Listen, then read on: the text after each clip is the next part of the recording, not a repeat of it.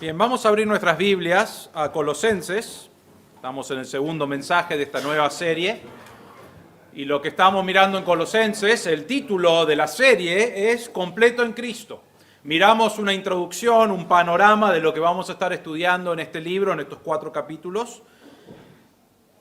Y el tema principal es cómo podemos estar completos en nuestra vida. El mundo busca ser completo por relaciones, a veces frustradas. No completan lo que necesitas. El mundo busca ser completo por dinero. El mundo busca ser completo por filosofías del mundo. El mundo busca ser completo en diferentes cosas y trata de encontrar qué funciona. Y Pablo responde aquí a los colosenses que están pasando por la misma cosa diciendo, en Cristo estamos completos.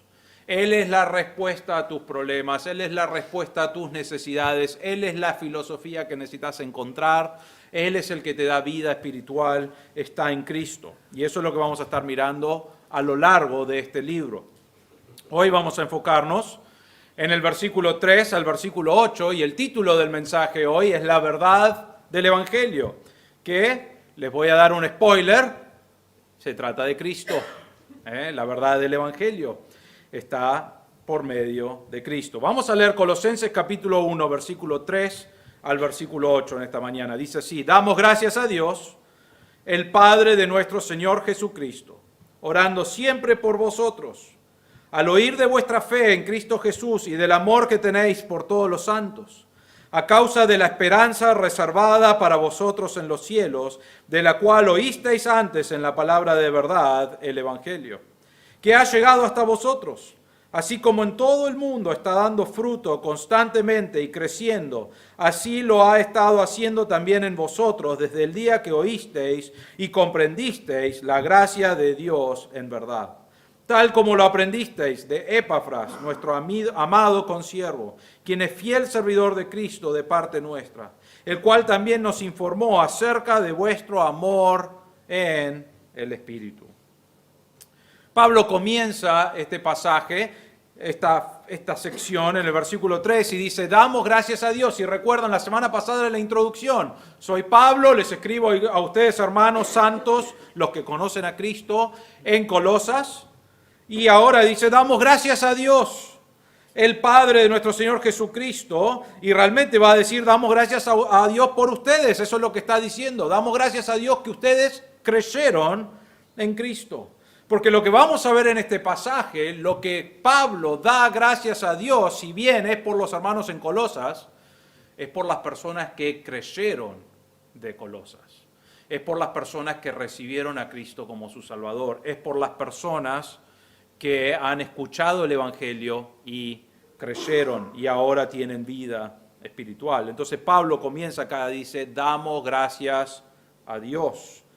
¿Por qué? Porque el Evangelio llegó a ustedes. La palabra Evangelio es la palabra evangelion en griego y significa buenas nuevas.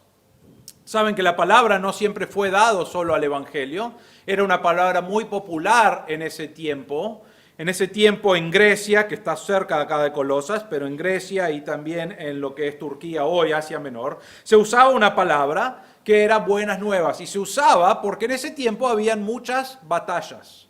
Vos tenías ciudades, realmente, que cada ciudad se dividía en ellos, y en cada división había su propio ejército, formaban su propio ejército, y salían a pelear contra otras ciudades, ¿no es cierto?, o a defenderse de otras ciudades.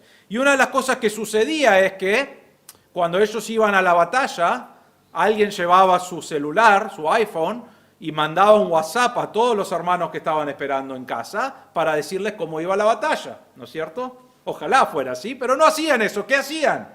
Tenían que mandar a alguien a casa a decirle las buenas noticias o las malas noticias, ¿no? Entonces esta persona se subía a un caballo, era un mensajero, y él iba hacia su ciudad para contarles cómo iba la batalla y si habían tenido victoria o no. Ahora, cuando vos lo veías venir, si su rostro estaba contento, probablemente ya podías deducir, bueno, ganaron la batalla. Si tenía una lanza y la lanza estaba dorada con una corona de laurel, entonces significaba que habían ganado. Si tenía en su cabeza una corona o una rama de palma, ¿no es cierto? Eso significaba que habían ganado. Y cuando habían visto que tuvieron victoria en las batallas, ¿qué hacían? Celebraban. ¿Por qué? Porque habían recibido evangelion, buenas noticias. Noticias de que había victoria. Y de allí salió la palabra evangelio. Ahora Pablo usa esa misma palabra para decirle que significa buenas noticias, pero para hablar de algo más importante que ganar una batalla. Él habla de la mejor noticia que hay para el hombre, no importa en el momento que nació en la historia, no importa si es hoy, no importa si es hace 2000 años, si es hace 6000 años, la mejor noticia que el hombre puede recibir es el evangelio de Cristo. Y Pablo va a usar esta palabra. Pablo nos dice qué es el evangelio en otro libro, en 1 Corintios 15, versículos 3 y 4. Pablo nos dice al principio, yo les declaré el evangelio, dice eso en el versículo 1, que no está allí, pero yo les declaré el evangelio. ¿Qué es el evangelio? Acá va, versículo 3. Yo os entregué en primer lugar lo mismo que recibí. Dios me dio esto, dice, Cristo murió por nuestros pecados, conforme a las Escrituras. Fue sepultado, significando que fue muerto verdaderamente, y resucitó al tercer día conforme a las Escrituras. Eso es el evangelio. No hay nadie más que puede darte buenas noticias como lo que hizo Cristo. El hombre hoy busca soluciones a su pecado, ¿no? Hay algunos que tienen pecado en su vida y tienen tanta culpa que ¿qué hacen? Algunos se suicidan porque no pueden lidiar con la culpa, no tienen una solución a su culpa, al problema que tienen generando. ¿Qué les genera? Su propio pecado. Algunos van a terapeutas, y podés llamarlo como quieras, ¿no es cierto? Tenemos diferentes niveles, pero ¿qué van a hacer ahí? Van a compartir su culpa, sus problemas, y necesitan una solución. Normalmente la solución es, fue culpa de tus padres, ¿no? Fue culpa de ellos. Entonces vos te sentís un poco mejor con tu propia culpa, pero la realidad es esto, la Biblia dice que es culpa de tu pecado o del pecado en el mundo. Y buscamos soluciones, el mundo busca soluciones a su pecado y no hay solución para su pecado. El hombre por sí mismo no puede solucionar su pecado. Si hace cosas buenas, no cambia su pecado. Quizás se siente bien por un momento, por un tiempo, pero no cambia su pecado. El pecado sigue estando allí en su corazón, la culpa del pecado sigue presionando sobre su alma y no tiene una solución. Y realmente el hombre sin una solución por el pecado es un hombre miserable, es un hombre que no tiene esperanza, es un hombre que realmente va a dar vueltas por toda su vida luchando con tratar de satisfacer su vida y no lo va a encontrar. ¿Por qué? Tiene su pecado agobiando contra su mismo ser. Pero las buenas noticias son estas. Alguien murió por esos pecados. Alguien murió para que ya no tengamos que sentir la presión, para que ya no tengamos que sentir la culpa de nuestros pecados. Seguimos viviendo consecuencias de nuestro pecado. Pero Dios murió para pagar por esos pecados, para que el hombre pueda ya no tener esa culpa, para que el hombre pueda ahora glorificar a Dios con su vida, para que el hombre pueda ser perdonado de sus pecados. Y entonces Dios dijo, voy a mandar lo mejor, la mejor noticia que el hombre pueda recibir, algo que no puede solucionar por su propia cuenta, a Cristo, a morir por nuestros pecados. Y es lo que hizo. Hace más de 2000 años Cristo entregó su vida en una cruz. Él no pecó, no cometió ningún pecado, sin embargo murió por mi pecado y tu pecado. Y cargó su maldad sobre él y murió por esos pecados.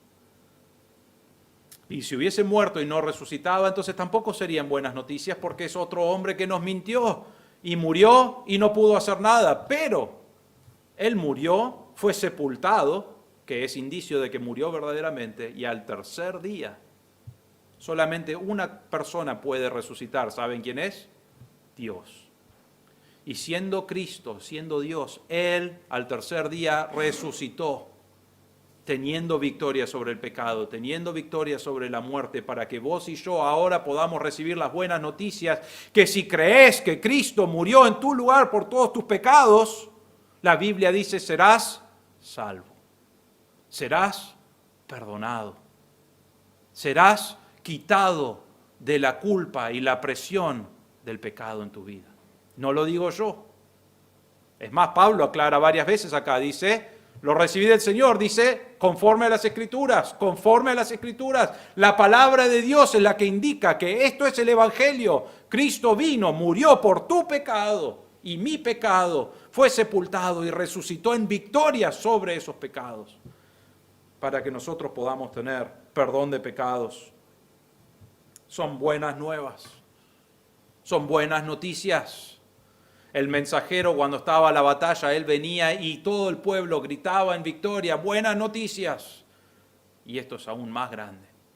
No teníamos solución, sin embargo, Dios mandó a Cristo y murió en nuestro lugar para que podamos ser perdonados. Entonces vuelve ahí al versículo 3 y dice, damos gracias a Dios. Porque ¿qué persona que escucha que su pecado no tiene solución por su propia cuenta, que quizás pasa toda su vida buscando una solución a ese pecado, y después Dios le dice, acá está Cristo, Él es la solución, Él es el que te va a completar, Él es el que perdona tus pecados, Él es el que murió por tus pecados? Cuando vos escuchás eso y entendés eso y recibís eso y creés en eso, la respuesta automática de tu vida debe ser, gracias Dios. Porque no lo podía hacer por mi cuenta. Porque nadie lo podía hacer por mí. Gracias a Dios. Ahora Pablo está acá hablándole a los hermanos, pero él está diciendo, hermanos, damos gracias a Dios por las buenas noticias que han llegado hasta la iglesia en Colosas. No los conozco personalmente porque no creemos que Pablo fue a visitarlos personalmente, pero ha escuchado que el Evangelio llegó y que personas creyeron y dice, damos gracias a Dios. Ahora noten ahí, dice, damos gracias a Dios y da dos frases acá. Dice, a Dios, el Padre de nuestro Señor Jesucristo. Tenemos dos cosas allí. Rápidamente. Primero que nos está diciendo la relación de Dios el Hijo con Dios el Padre. Ahora sabemos por otros pasajes de la Biblia que no son diferentes en su esencia. Son 100% Dios, tanto Dios Padre como Dios el Hijo y el Espíritu Santo también. No es que uno es mayor que otro. No es que uno es más importante que otro. No es que uno es más Dios que otro. Ahora recuerden en la iglesia de Colosas ¿qué querían decir? Cristo no es completamente Dios. Es alguien bueno, es un ángel bueno, es algo que nos va a ayudar, pero no es el que nos puede salvar. Hay algo que necesitamos para llegar a Dios. Y Dios, y Pablo acá está diciendo, damos gracias a Dios, el Padre de nuestro Señor Jesucristo. Dice el Padre, tienen diferentes roles. Cuando hablamos de la Trinidad tenemos Dios Padre, tenemos a Dios Hijo, que es Cristo, y tenemos a Dios el Espíritu Santo, que es el que obra para que entendamos las Escrituras, para que recibamos convicción de pecado. Los tres son la misma esencia de Dios. No hay uno que es más Dios que otro. Ahora, sin embargo, cada uno tiene su función. Vemos eso en varios pasajes de la Biblia, no vamos a tomar el tiempo ahora, pero hay varias funciones que tiene cada uno. Dios el Padre es el Padre. Y Jesús y el Espíritu Santo, si bien tienen la misma esencia, se someten a la autoridad y el orden del Padre. No significa que son menos Dios, sino que significa que ese es el rango o el orden en el cual Dios lo quiere. Entonces está Dios Padre, Dios el Hijo, y lo que está marcando Pablo es, aunque el Padre está allí arriba y nuestro Señor Jesucristo está abajo en lo que nosotros llamamos Padre e Hijo, usa otra frase que es importante. Él no dice el Padre de Jesús, sino que dice de nuestro Señor Jesucristo. ¿Saben lo que está haciendo Pablo allí? Nosotros a veces lo leemos y decimos, bueno, esto no tiene mucha importancia. Lo que él está diciendo es, Dios Padre es Dios Padre, tiene esa función. Y Dios Hijo tiene la función de Dios Hijo, pero no es menor a Dios. ¿Por qué? ¿Y cómo sé eso? Porque Él dice, el Señor Jesucristo. Lo que Él está diciendo con esa frase del Señor Jesucristo es, Él es Dios. Eso es lo que está diciendo. Entonces, si bien tienen dos funciones diferentes, Dios Padre y Dios Hijo se somete a la voluntad de Dios Padre, sigue siendo igual que Dios en su esencia. Y vamos a estudiar eso mucho más en este pasaje, porque una de las cosas que querían hacer cerca de la iglesia de Colosas es decir que Jesús no era Dios, sino que era un ser humano realmente. ¿Por qué? Porque pensaban que la materia era mala, ¿no es cierto? El hombre es malo, entonces nunca podría ser Dios. Y Pablo está diciendo, no solamente es Dios, Él vino como el Hijo, pero sigue siendo exactamente igual que Dios en su esencia, y miraremos eso más adelante. Entonces,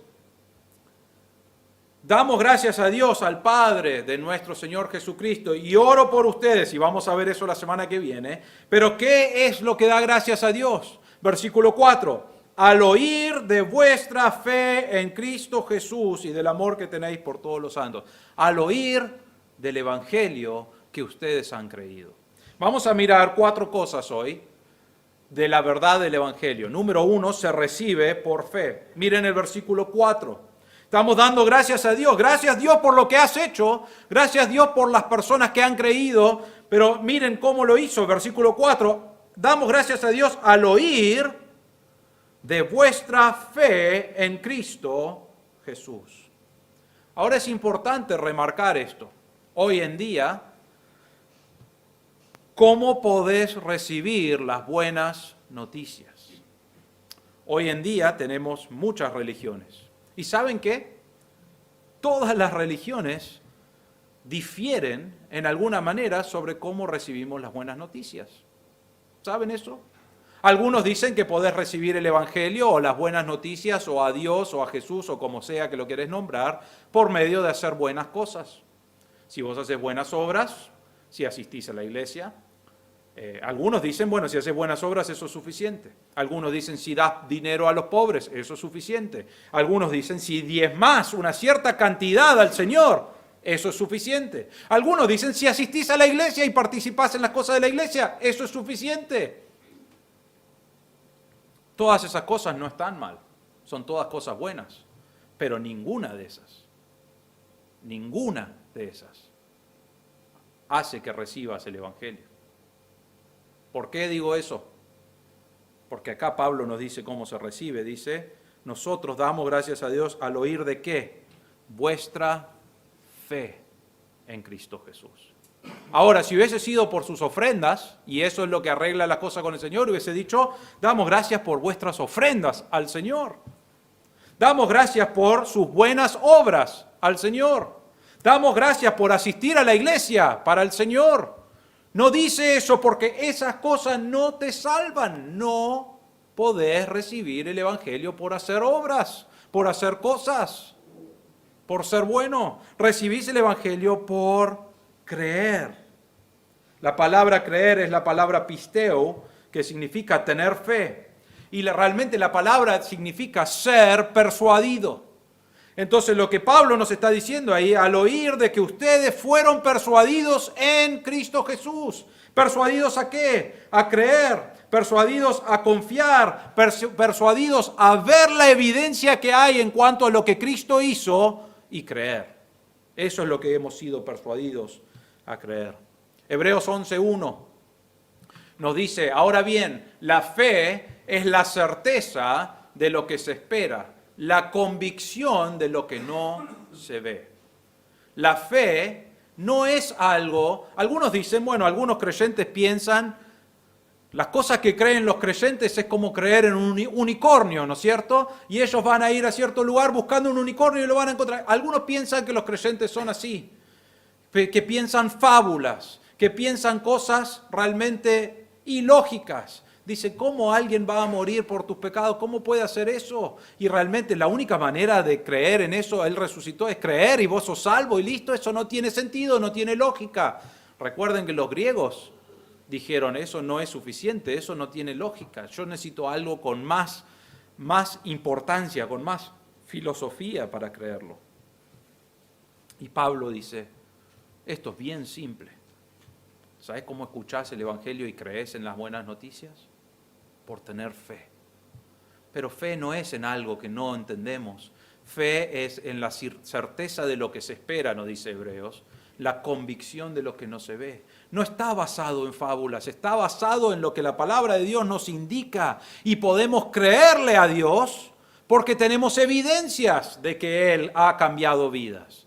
Tenemos evidencias de la palabra de Dios que nos dice que Jesús vino y que murió por nosotros y que Él dijo era Dios, y vemos evidencias de eso en la palabra de Dios. Vemos evidencias en las personas que creyeron en Él. ¿Qué pasó con su vida? Fue transformado.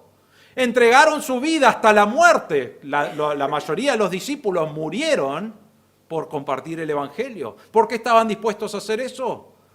Porque creyeron las buenas noticias y compartieron eso al punto de morir. Hoy en día vos ves personas que son diferentes al mundo y vos decís, ¿por qué son diferentes? Y te dicen, porque creí en las buenas noticias de Cristo y Él transformó mi vida.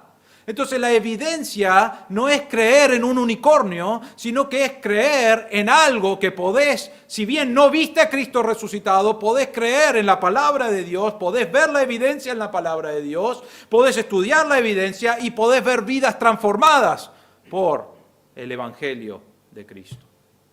Hace 2000 años atrás y hoy también el Señor sigue trabajando y obrando y transformando vidas por medio del Evangelio. Entonces no está basado en cualquier cosa. Les doy una ilustración.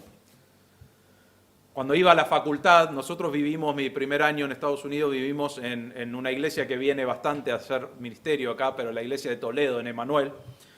Y la facultad donde yo iba estaba 8 horas y media al norte de allí. Ahora, hace frío. Cuando vos estás en Emanuel, estás en el final del mundo, y mi escuela estaba 8 horas y media más al norte del fin del mundo. Realmente se sentía así.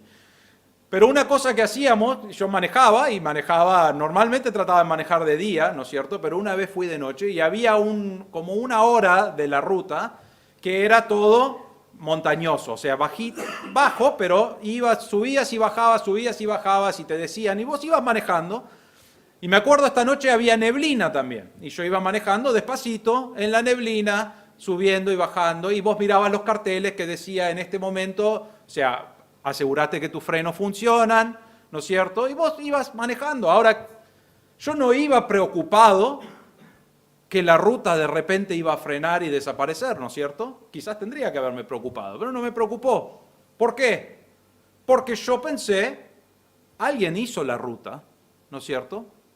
Sé, en mi Waze, que no había Waze en ese tiempo, pero tenía algo que me indicaba el camino, sé que ellos me dijeron que hay una ruta por acá. Eso no fue inventado. Eso fue alguien que fue y dijo, acá hay una ruta, y después lo dibujó en el programa en ese tiempo y lo tenía. Sé que los carteles estaban allí, entonces alguien ya estudió el camino y yo confiaba en que hay un camino, pero no confiaba ciegamente y decía, ay, ojalá haya un puente acá o haya un camino, ¿no es cierto? Sino que basado en lo que yo ya he visto y basado en los carteles y basado en que había visto un mapa, puedo confiar que hay una calle, ¿no es cierto? Ahora, si yo estoy en un puente y voy confiado en el puente, había un puente que vos podías hacer 120 kilómetros por hora, y voy ahí, estoy confiado que el puente va a terminar bajando a otra calle, ¿no es cierto? Pero imagínate que hay un pedazo de 2 metros que no terminaron. No pensamos así. Yo nunca me subí a un puente y pensé, espero que lo hayan terminado el puente, ¿no es cierto? A veces pienso, cuando estamos con todo el tránsito atascado en algunos puentes, pienso, ¿habrá estado diseñado para que 30 autos estén al mismo tiempo frenados sobre eso? Sí pienso. No sé si está diseñado para eso, ¿no? Pero hasta ahora no he visto una catástrofe así. Pero, ¿por qué confío en las rutas? Ahora les digo esto. Yo no conozco a los albañiles que hicieron la calle. ¿Vos los conocés? A los que hicieron la calle en Michigan al norte 8 horas y media. Primero que estaban locos, porque hacía un frío bárbaro. Pero yo no los conozco. Yo no conocía a ninguno de ellos. Es más, menos mal creo, ¿no? Pero no conocía a ninguno. Sin embargo, puedo confiar que hay una calle. ¿Por qué? Porque tengo suficiente evidencia para darme cuenta que va a haber una calle. Y confío que si no va a haber una calle, va a haber un cartel que me dice desvío para ir a otro lado. ¿Por qué? Porque hay evidencia de que es así. El Evangelio funciona de esa manera. El Evangelio no es basándonos en una fábula.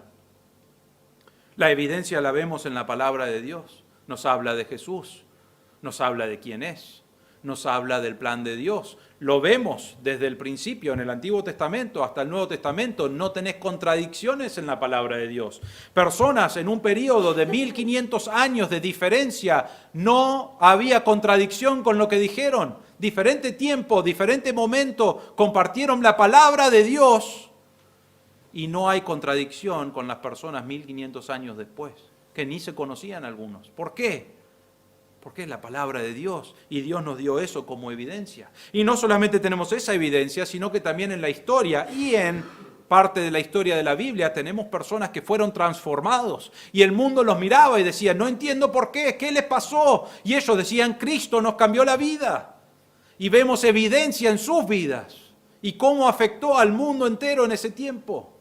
Y hoy la evidencia la vemos en nuestras vidas, hermanos.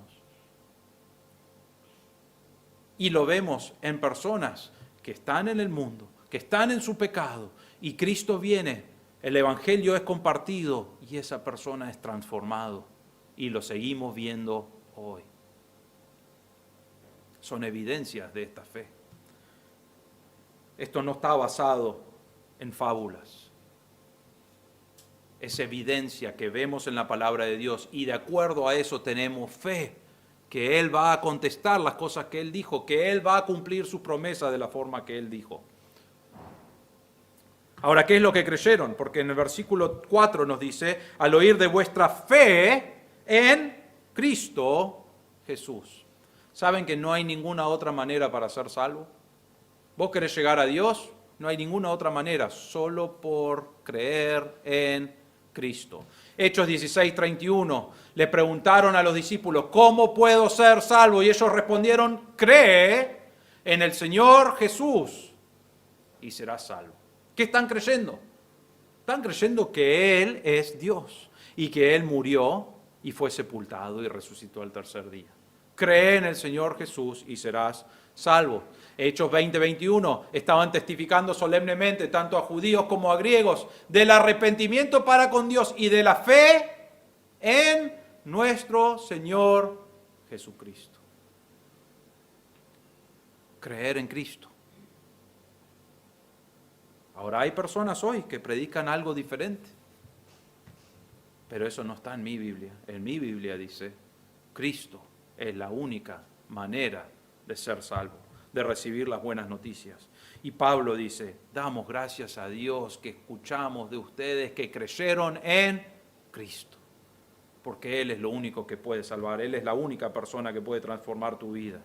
Un versículo más, Juan capítulo 1, versículo 12, dice, a todos los que les recibieron les dio el derecho de llegar a ser hijos de Dios, es decir, ¿a quién? A los que creen en su nombre. ¿En el nombre de quién? De Cristo. Nos hizo hijos, nos adoptó, no solamente nos perdonó, no solamente nos dio una vida eterna, nos hizo hijos que vamos a recibir una herencia incorruptible el día de mañana. Y todo esto viene, ¿por qué? No porque sos bueno, no porque sos lindo, menos mal. Viene porque creíste en Cristo como tu Salvador. Es la única manera de recibir las buenas noticias. La segunda cosa que queremos ver en cuanto a la verdad del Evangelio es que resulta en amor, y esto lo hemos estudiado bastante en Primera de Juan, porque lo menciona varias veces, pero lo vamos a hacer rápidamente aquí. Versículo 4 dice, damos gracias a Dios al oír de vuestra fe en Cristo Jesús y del amor que tenéis por todos los santos. ¿Saben que cuando vos recibís a Cristo como tu Salvador, pasás a tener vida nueva, vida eterna, perdón de pecados? Dios obra en tu corazón de una manera que te da vida espiritual ahora. Y como resultado de lo que Cristo hizo en tu vida, de haber creído en Cristo, es que amás a los hermanos. Es más, en 1 Juan estudiamos que una evidencia para saber si sos verdaderamente salvo, ¿cuál es? Si amás a tus hermanos. Ahora, no estamos hablando de un amor de emociones, un amor de sentimientos, sino que estamos hablando de ¿qué? De un amor sacrificial, de sacrificio, ágape. Significa que hay momentos donde yo en mi vida voy a sacrificar mi dinero o mi tiempo o mi salud, mi bienestar. Porque sí, no, voy a sacrificar eso para ayudar, para ministrar, para mostrar mi amor a mi hermano. ¿De dónde viene eso? Viene de un corazón que ha sido transformado. Cuando vos creíste en Cristo como tu Salvador, tu corazón cambia. Tu corazón, Dios obra en tu corazón. Y miren lo que dice en Romanos 5:5, la esperanza no desilusiona, porque el amor de Dios ha sido ¿qué? Derramado en nuestros corazones por medio del Espíritu Santo que nos fue dado. ¿Cuándo sucedió eso? Cuando creíste en Cristo como tu Salvador. Y el resultado es amor que está derramado en tu corazón. ¿Qué amor? El amor de Dios. Ahora déjenme preguntarles esto. ¿Qué tan grande es el amor de Dios? Yo miro mi vida, un pecador horrible, sin solución por su propia cuenta, rebelde hacia Dios, enojado con Dios, y Dios me mira y dice, Andrés, tenés razón, todo eso es lo que sos, y peor de lo que pensás, ¿no es cierto? Porque nos gusta justificarnos. Y Dios dice, sos mucho peor que eso, sos un enemigo principal de la obra de Dios. Y Dios dice, pero te amo igual. Y voy a mandar a Cristo para pagar por tus pecados. Ese es el amor de Dios. Entonces Dios me salva por su amor, que no merezco. Y Dios me da su amor en mi corazón. ¿Y ahora qué hago yo? Ese hermano no se merece mi amor. No, ¿qué hago yo? Mi corazón es transformado, tengo el amor de Dios, entonces ¿qué hago? Muestro amor, el mismo amor de Dios, porque no es otro amor, es el amor de Dios. Ahora se derrama hacia los hermanos. ¿Por qué? ¿Alguien les enseñó esto a los hermanos en Colosas? Probablemente Epafras les predicaba de eso. Pero fue natural, ¿por qué? Porque el cambio lo hizo Dios y el corazón de amor lo hizo Dios y ahora los hermanos estaban ministrando y amándose entre ellos. Y dice, oímos de vuestra fe y oímos del amor que tenéis por todos los santos. Ellos no eligieron a quién iban a amar, ellos dijeron, amamos a todos los que aman a Dios y han sido transformados y se amaban entre sí. Esa es la evidencia de alguien que es salvo, va a amar. La verdad del Evangelio resulta en amor. Y una cosa más, les digo, versículo 8, Epafras le está comunicando a Pablo, recuerdan, Pablo está en la cárcel, Epafras hace un viaje de 1800 kilómetros para contarle de los hermanos en Colosa y les dice, en cuanto a su amor, y versículo 8 dice, Epafras también nos informó acerca de vuestro amor en el Espíritu. ¿Qué es ese amor? ¿De dónde vino? Romanos 5:5, Dios lo derramó en sus corazones cuando creyeron en Cristo como su Salvador y ahora ellos estaban sacrificando su tiempo, su bienestar, su salud, su dinero por el bien del hermano. ¿Por qué? Porque lo amaban. No era emociones, no era si me trata bien lo amo, era el amor de Dios que es un amor ágape, lo amo no importa lo que cueste. A veces nos cuesta eso, pero la realidad es que si conocemos a Cristo como nuestro Salvador, nuestro amor debe fluir hacia los hermanos. Y si tenés un problema con un hermano, hay dos cosas que tenés que preguntarte. Número uno, ¿seré verdaderamente salvo? Porque la evidencia de que sos salvo es que amás a los hermanos. Entonces esa es la primera pregunta que te tenés que hacer. Y si decís, sí, yo creo en Cristo, yo creo que soy salvo. La segunda cosa es, ¿por qué no estás amando a tu hermano? ¿Qué está molestando o qué está allí en el medio que no te deja amarlo como la Biblia indica que un creyente debe amar al hermano? Y arregla cuentas con el Señor, y arregla cuentas con tu hermano, porque eso no debe suceder. La verdad del Evangelio resulta en su salvación, pero también resulta en amor el uno por el otro. La tercera cosa que vamos a ver es que la verdad del Evangelio descansa en la esperanza. Versículo 5. Estamos dando gracias a Dios, a causa de la esperanza reservada para vosotros en los cielos, de la cual oísteis antes en la palabra de verdad del Evangelio, que ha llegado hasta vosotros. Pablo está diciendo ahí, escucharon el Evangelio, llegó a ustedes, damos gracias a Dios por eso, pero más allá de que creyeron, tenemos una cosa que nos ayuda a vivir esta vida confiado en el Señor, siguiendo en el Señor, y eso es que tenemos una esperanza. La esperanza, Pablo nos dice acá, está, versículo 5, reservada para vosotros en los cielos. Yo tengo una esperanza cuando creí en Cristo como mi Salvador. Él me está transformando, me dio vida nueva y me está transformando a ser como Cristo es. Pero si bien recibí el Evangelio y si bien Dios me prometió vida eterna, algún día vamos a recibir esas verdades que Dios ha prometido ya. Nadie te lo puede quitar. Está reservado, tu herencia está en el cielo, guardado. Dios lo tiene allí. Y el día que morís vas a recibir esa herencia, o el día que vuelve el Señor vas a recibir esa herencia. Pero la esperanza que tenemos hoy es que un día vamos a recibir eso. No está basado en, espero que algún día sea así. No, Pablo está diciendo, estás seguro. Un día vas a recibir la esperanza que estás esperando. Vas a ser transformado completamente. Ya no va a haber pecado, ya no va a haber maldad. Vamos a adorar a Dios por toda la eternidad. Y todo eso va a suceder porque está reservado para vos en los cielos. ¿Por qué? Porque creíste en Cristo como tu Salvador. Primera Pedro 1:4 dice, algún día, ¿no? En el cielo tenemos una herencia, dice, obtener una herencia incorruptible, no se daña, inmaculada, que no se marchitará. No hay nada que te lo puede sacar, no hay nada que lo puede arruinar, no hay nada que lo puede cambiar. ¿Y qué dice? Está reservada en los cielos para vosotros. ¿Quiénes son vosotros? Los que creyeron en Cristo como su Salvador. Esa es la esperanza que tenemos.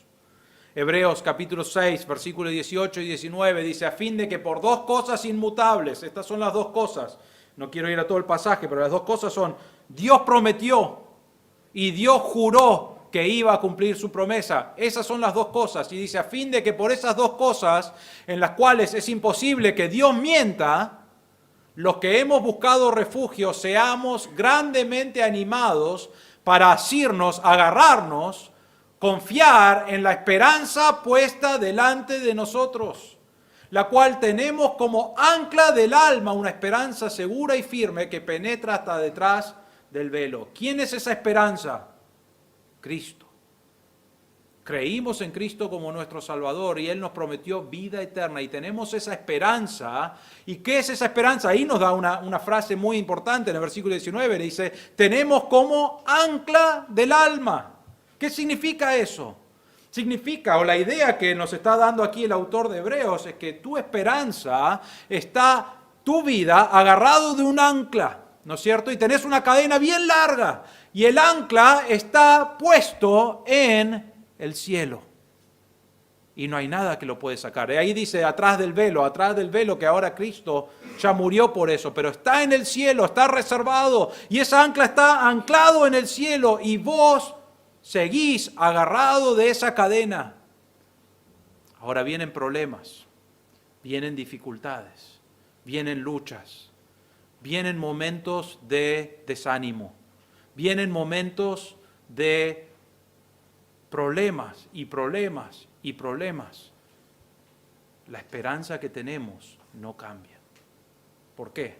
Porque la esperanza no está basada en los problemas que enfrentamos, la esperanza está anclado, seguro y firme en el cielo. Hermanos, nosotros descansamos en una esperanza que nadie nos puede quitar. Satanás trata, no puede. El mundo te dice, déjalo, ignóralo, no puede cambiarlo. Tenemos una esperanza que es que nuestra esperanza en Cristo, lo que Él hizo, en haber creído en Cristo, está esperando en el cielo, está reservado en el cielo y algún día seremos como Cristo. ¿Por qué sé eso? Porque tengo mi esperanza puesta en la palabra de Dios, lo que Él hizo en Cristo Jesús. Ahora déjenme rápidamente hablar de una persona que creía así. ¿Recuerdan Moisés? Moisés, bueno, Dios lo cuidó en gran manera, pero la hija del faraón lo cuidó en un momento donde estaban mandando a matar a los bebés, ¿no es cierto? Y lo encontró y lo cuidó, y él creció como la hija del faraón.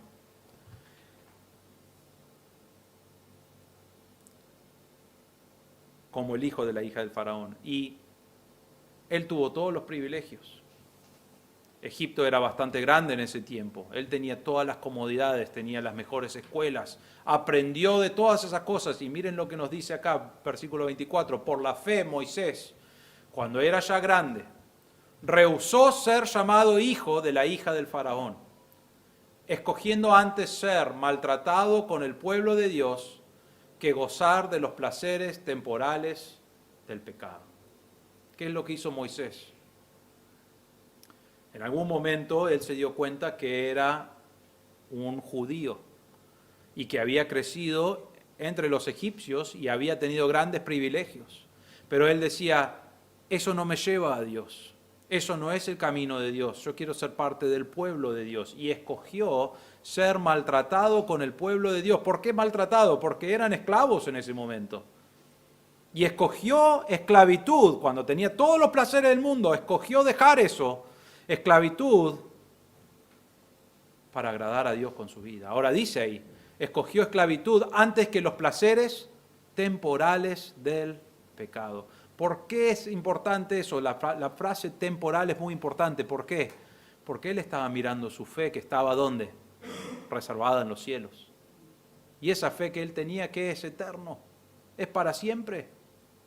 Entonces, Moisés está diciendo, tengo cosas temporales acá y son lindas, puedo gozar de estos pecados temporales o puedo buscar agradar a Dios. Va a ser difícil, voy a ser maltratado, pero lo voy a hacer porque yo quiero lo que viene después, que es para siempre. Los próximos 2 versículos, Moisés sigue diciendo, considerando como mayores riquezas el oprobio de Cristo que los tesoros de Egipto. ¿Por qué? Porque tenía la mirada puesta en la recompensa. Tenía la mirada puesta en la recompensa. Es la misma idea que la esperanza. Él no veía los placeres que iba a recibir en el cielo, pero él sabía que el pueblo de Dios iba a recibir algunas bendiciones de Dios y él estaba dispuesto a dejar lo momentario para adorar a Dios con su vida, porque él veía lo que venía más allá.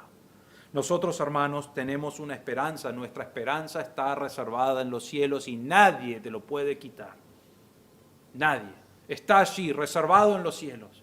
Y algún día vas a disfrutar de eso. Y algún día vas a experimentar todos los cambios de esta salvación que Cristo hizo por medio de nosotros creer, pero Él lo hizo.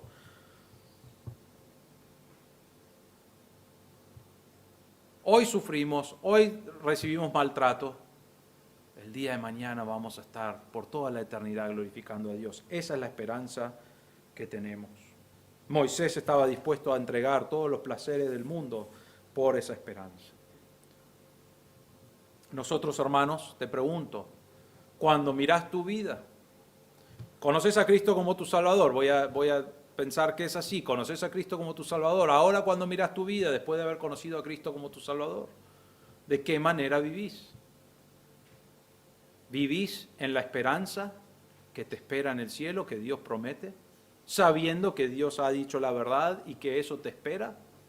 ¿O vivís en el mundo como alguien más, con las circunstancias, buscando los placeres del mundo, buscando las dificultades, las cosas que el mundo te da? ¿Cómo es tu vida?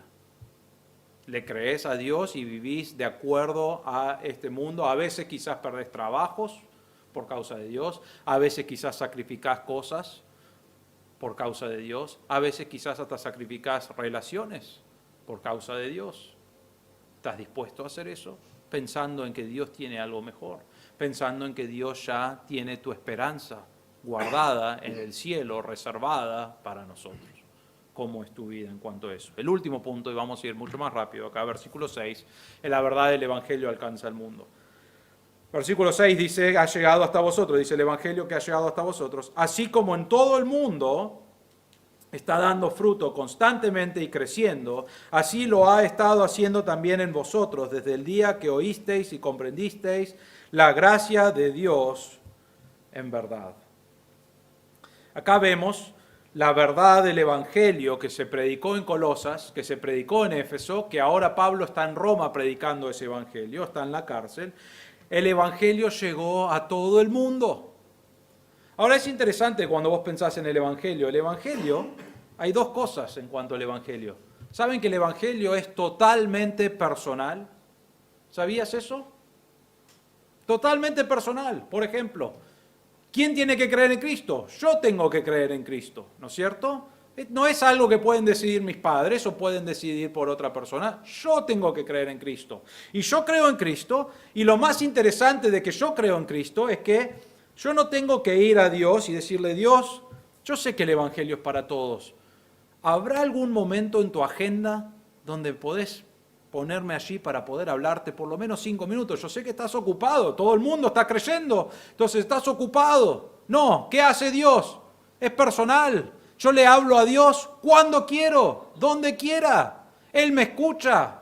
¿Por qué? Porque el Evangelio es personal. Es una relación personal entre Dios Padre y mi vida. Es buenísimo eso, porque no tengo que presentar una agenda con años y años de anticipación para una audiencia con Dios. No, en el momento voy a Dios y Él me escucha. A la misma vez que el Evangelio es personal, también el Evangelio es universal.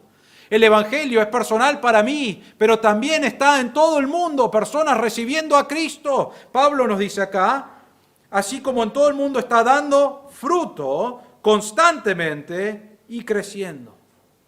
El Evangelio estaba yendo por el mundo y personas estaban creyendo en Cristo y estaba dando fruto y personas estaban creyendo y estaban creciendo. ¿Y qué estaban haciendo? Compartiendo el Evangelio con otros.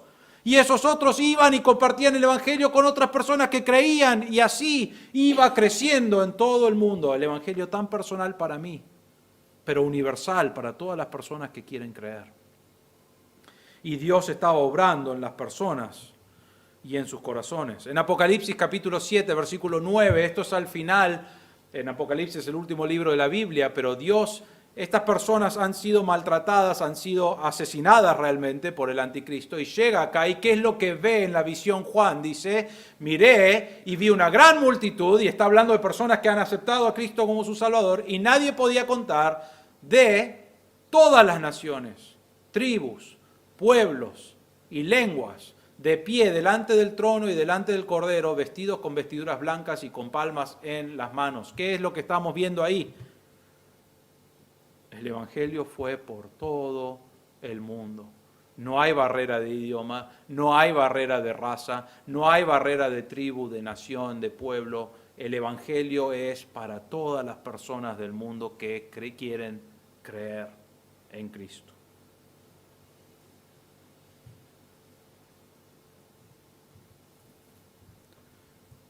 Ahora, cuando vos compartís el Evangelio, y es interesante eso, nosotros no sabemos quién va a creer en el Evangelio, ¿no es cierto? ¿Alguno sabe? Ojalá supiéramos, iríamos directamente a esa persona y le diríamos, este es el Evangelio, y te diría, voy a creer. Y vos decís, qué grande, ¿no es cierto? Pero no sabemos eso. Entonces Dios nos manda a nosotros a comunicar el Evangelio a todas las personas. Y podemos saber esto. Dios va a usar el Evangelio y salvar a las personas que Él ha decidido salvar. Y van a ser personas de todas las naciones, de todas las tribus, de todos los pueblos, de toda lengua, y Dios va a obrar en sus corazones. Vos y yo no sabemos quiénes son, pero ¿sabes qué? Cuando vos compartís el Evangelio y Dios ya preparó en esa persona escuchar el Evangelio y creer, va a escuchar y va a querer saber el Evangelio y va a creer. Y Dios va a hacer su fruto. Es por eso que es importante esto. Nosotros no tratamos de convencer a las personas con el Evangelio. ¿Por qué? Porque si lo convenzo, pero realmente no es salvo, entonces no sirve de nada. Lo que nosotros hacemos es comunicar el Evangelio y Dios obra en su corazón para que crea en el Evangelio. No es algo que hago yo, es algo que hace Dios. Y quiero decirles esto, muchas veces testificamos y Dios no obra en los corazones. Por años testificamos y Dios no obra en los corazones. Pero Dios va a salvar a personas de todas las tribus, pueblos, naciones y lenguas. Y Él hace la obra del Evangelio en esa persona. Y lo que nosotros debemos hacer es comunicar la verdad del Evangelio. Pero Pablo acá está diciendo, el mundo está escuchando y el mundo ha creído. Hay muchos que han creído y está creciendo. Hay fruto constante de la palabra de Dios. Pero miren una última frase y terminamos con esto al final del versículo 6. Así lo está haciendo también en vosotros, desde el día que oísteis y comprendisteis la gracia de Dios en verdad. Pablo termina estos versículos, habla del Evangelio y que está contento que habían creído en el Evangelio. Y después termina y dice, damos gracias a Dios porque no dependía de ustedes, sino que dependía de la gracia de Dios. ¿Qué significa gracia? Gracia es un regalo no merecido, es algo no merecido. Dios no te debe nada, no nos debe nada. Es más, diría esto, lo que Dios nos debe es castigo por nuestro pecado. La ira de Dios sobre tu vida, eso es lo que mereces, eso es lo que merezco yo. Sin embargo, Dios, en su amor y en su gracia, que es algo no merecido, nos da la salvación por medio de Cristo. No porque lo mereces, sino porque Él es un Dios de amor y damos gracias a Dios por eso. Y nos ha salvado por medio de su gracia. Último versículo, 2 Tesalonicenses 2:13. Pero nosotros siempre tenemos que dar gracias a Dios por vosotros, hermanos, amados por el Señor, porque Dios os ha escogido desde el principio para salvación mediante la santificación por el Espíritu y la fe en la verdad. Debemos dar gracias a Dios por lo que Él ha hecho en nuestra vida. No somos más importantes que otros porque algunos creímos en Cristo y otros no. Creímos en Cristo porque Dios nos demostró su gracia y su amor. Escuchamos la verdad y lo creímos. Y Dios obró en su corazón. En mi maldad, en mi pecado, Dios murió por eso. No porque lo merezco, sino porque es la gracia de Dios en mi vida. Y Dios ofrece esa gracia a todas las personas. No lo mereces, no te debe nada más que su ira, y sin embargo te ofrece el Evangelio. Te ofrece las buenas nuevas, te ofrece el perdón de pecados, y lo único que tenés que hacer es creer. Esa es la verdad del Evangelio. Para terminar te pregunto, ¿conoces a Cristo como tu Salvador? ¿Has puesto tu fe en Cristo? No si vas a la iglesia, no si ofrendás. ¿Conoces a Cristo como tu Salvador? ¿Has creído que Él murió en tu lugar? Esa es la única manera de conocer a Cristo como tu Salvador. Segundo, ¿das gracias a Dios por su gracia? ¿Agradeces a Dios por lo que Él ha hecho en tu vida? No lo mereces. Yo tengo ya 37 años de creyente, ¿no? Tenía 6 años cuando acepté a Cristo. 37 años de creyente, ¿y saben qué? No lo merezco hoy más de lo que lo merecía en ese momento. No merezco nada de Dios más que su ira, y sin embargo, estos 36 años en mi vida sigue mostrándome gracia. Y va a ser así por toda la eternidad, porque no merezco nada de Dios. Pero te pregunto, ¿das gracias a Dios por la gracia que Él te ha dado? ¿Amás a tus hermanos? ¿Por qué? ¿Por qué no los amás? ¿Amás a tus hermanos al punto de que estás dispuesto a sacrificar? Y en último lugar, ¿tenés tu esperanza puesta en Dios, en Cristo, en lo que Él hizo? Va a haber problemas, va a haber tribulaciones, va a haber luchas espirituales en nuestra vida. Sin embargo, nuestra esperanza no cambia, está puesta en Dios, y algún día no va a haber más lucha. Y algún día vamos a ser libres para adorar a Dios por toda la eternidad y disfrutar de lo que Él ha hecho por nosotros. Vamos a orar. Padre nuestro, te damos gracias por tu palabra, Señor. Te damos gracias por la verdad del Evangelio. Muchas de estas verdades las hemos estudiado, las hemos creído.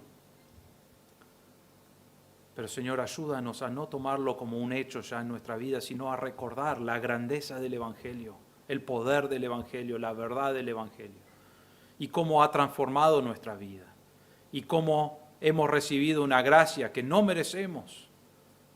Señor, y ayúdanos a, en el medio de nuestra vida hoy, tener nuestra esperanza puesta en ti, que como hoy nos salvaste, el día de mañana podemos tener esperanza que vamos a poder recibir completamente la herencia que nos espera para glorificarte a ti por toda la eternidad.